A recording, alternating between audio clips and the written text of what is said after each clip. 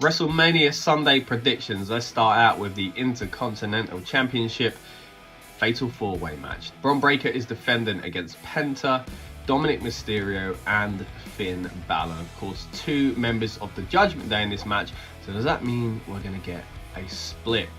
I'm not sure, but what I do think is going to happen is there'll be a new champion, and I think it's going to be Dominic Mysterio. I think this is a great step for him in his career, and one that makes a lot of sense to me. Now look, Penta is who I would have probably picked a few weeks ago, but now that they've really thrown this Judgment Day scenario out there, it does feel like the match result is going to have something to do with the Judgment Day. So with that in mind, I don't see it being Finn Balor, so I think Dominic Mysterio is going to win. Now we go on to WrestleMania Sunday.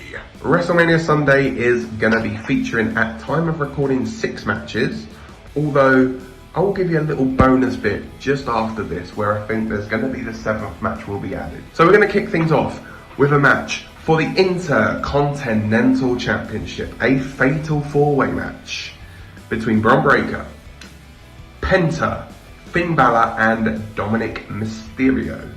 Now, I said on my Night 1 predictions that I think WrestleMania is going to be a very good WrestleMania for the Mysterio household. Not only do I think Rey Mysterio is going to be winning against El Grande Americano, but I think his son Dominic is going to bring the Intercontinental Championship home to the Mysterio household. Now, correct me if I'm wrong here, but this could well be the very first time a father and son have both won the exact same championship at WrestleMania. If it does happen, remember Rey defeated JBL to win the Intercontinental Championship. Damian Priest versus Drew McIntyre. This is a feud that I think not many were looking forward to. No offense to either guy, but I felt like they both needed something else, essentially. Drew McIntyre has had an incredible run the past few years, and Priest has done some pretty cool things as well. So it was weird, the kind of backlash that we all, I think, naturally felt. But at the same time, I've got to say, they've built this feud very, very well, and it does have some cool kind of history embedded in there as well. We've got last year's WrestleMania, and we've got the countless kind of issues between the two surrounding the world title in the past anyway. So I'm actually looking forward to this one. It's going to be a Sin City street fight, so it'll be interesting to see how they shake things up on the night. I do think they're going to go quite extreme with it, judging by some of the spots they've done in recent weeks. I do think Drew McIntyre is going to win this one, and yeah, I think it's going to be kind of his, not crowning moment, but like justification almost. You know, he's gone for a lot, and he gets the victory and feels good about himself. Then we go into a Sin City street fight between Damian Priest and Drew McIntyre. Now, I think this one is important that Drew gets the win in this contest. Obviously, the build to this has been very, very brutal, and obviously what happened last year at WrestleMania, remember, with Drew McIntyre defeating Seth Rollins to become world champion and then Damian Priest cashing in, is not talked about enough. And so Drew is going to be wanting to get that victory, get that revenge on Damian Priest, and I think it's going to come. Women's tag titles on the line. Liv and Raquel defending against Lyra, Valkyria and Bayley in a match that I am very, very, very, very annoyed about. I hate seeing people go in with a title and not defend it and go after another title. It doesn't really make sense. Where you can help it, don't do it. And they've done it, and it makes me think, is it for a reason? I know some people were speculating that Bayley and Lyra might kind of split, and as if they're a proper team anyway, and it leads to a feud between the two. Maybe that's the case, I don't know. Just no, like, could have just done that match then. We could have done that turn already if that's the case. So whatever, as much as I like everyone in this match, it's not really how I'd like the women's tag titles to be used. But yeah, I think the champs are going to continue to be the champs, so yeah, win for the heels. Women's Tag Team Championship match is going to be between Raquel Rodriguez and Liv Morgan, the reigning champions, against Women's Intercontinental Champion Lyra Valkyria and Bayley. Now, I think this is going to be a retention for Liv Morgan and Raquel Rodriguez. I think Bayley is going to end up turning on Lyra Valkyria and eventually being the one to dethrone Lyra Valkyria. They might even add that like after this match, and Bayley be like, look, give me a shot right now. You never know. Stranger things have happened. AJ Styles versus Logan Paul is kind of a tough one to predict, because I'm thinking, well, what do they want? I think they're more likely to go with Logan Paul. Look, I think it's going to be a great match. I think this is a cool little matchup to kind of put together of talents, and I really hope Logan's been watching like early AJ Styles in TNA to kind of get some inspiration and bring that out of AJ. I mean, AJ's still an incredible, performer these days, but it'd be nice to see something from his old kind of, arsenal be brought out essentially. So I'm looking forward to the match. I don't really know who to pick. I think I'm leaning towards, as I say, Logan Paul, because it feels like if WWE needed anyone to look stronger out of the two, it's Logan, because AJ has said he's not got a lot of time left essentially in the ring. So is there much need in making him go over at WrestleMania, or is it better to have the big megastar who gets outside press coverage looking good?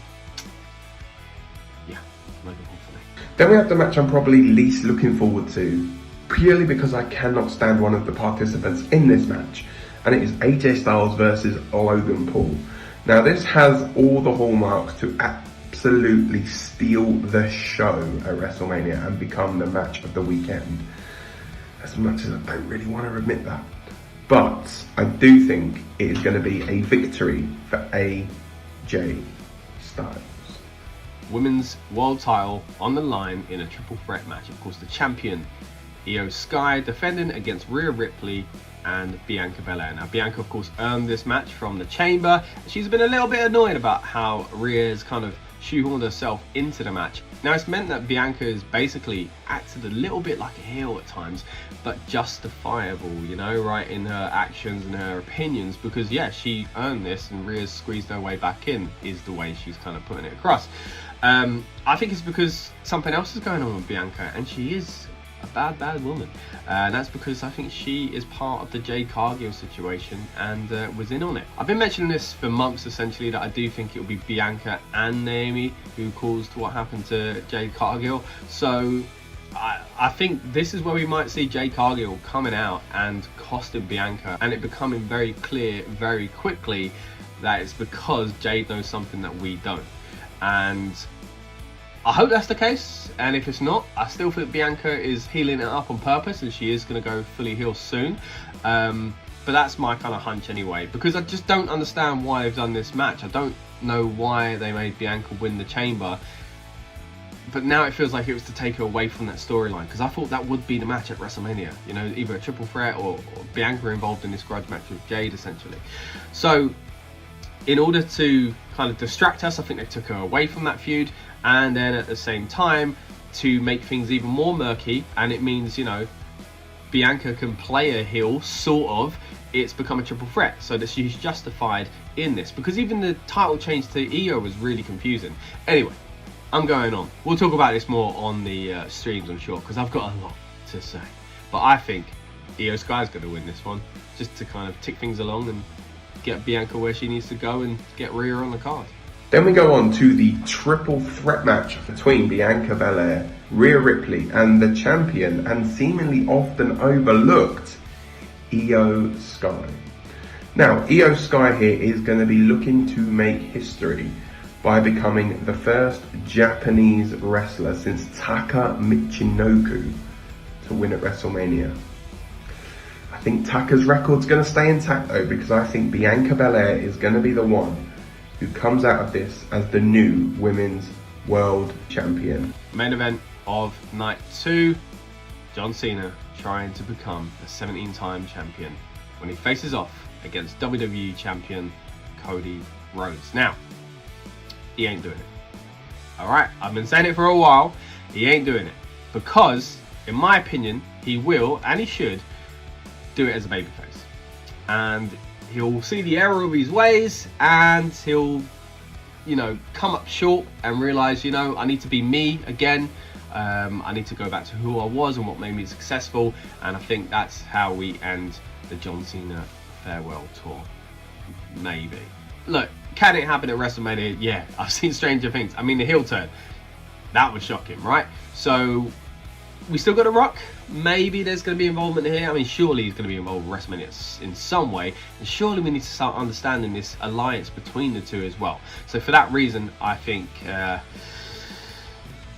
no, I'm talking myself out of it now. I'm thinking, oh, you know, could The Rock could help, and then they could stand in the ring on Raw and explain themselves as seen as the title, and he says, I'm justified, look, I finally got there, because that's the promo we've been waiting for, we haven't got. But no, I'm not talking myself out of it. Cody Rhodes is winning, makes Cody look good, and Cena sees the error of his ways eventually and wins as a babyface. We can't do WrestleMania without talking about the WWE Championship. John Cena looking to win title number 17, and Cody Rhodes looking to defend the championship in the same event he won it 12 months ago. Now,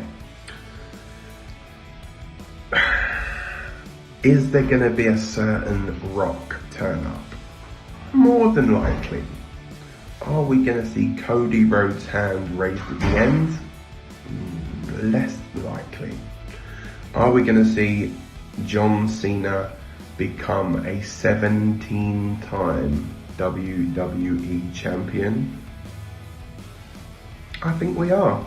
I think John Cena is going to be winning the WWE Championship here, and he will become 17-time champion, beating Ric Flair's record, depending on what lineage you want to believe, and become the most decorated wrestler in WWE history. I did say as well that I thought there'd be a 7th match added to this day. Now, obviously, we all know what's happened with Kevin Owens, and, you know, all of us at Rebellious Noise would like to extend our best wishes to Kevin Owens for a speedy recovery.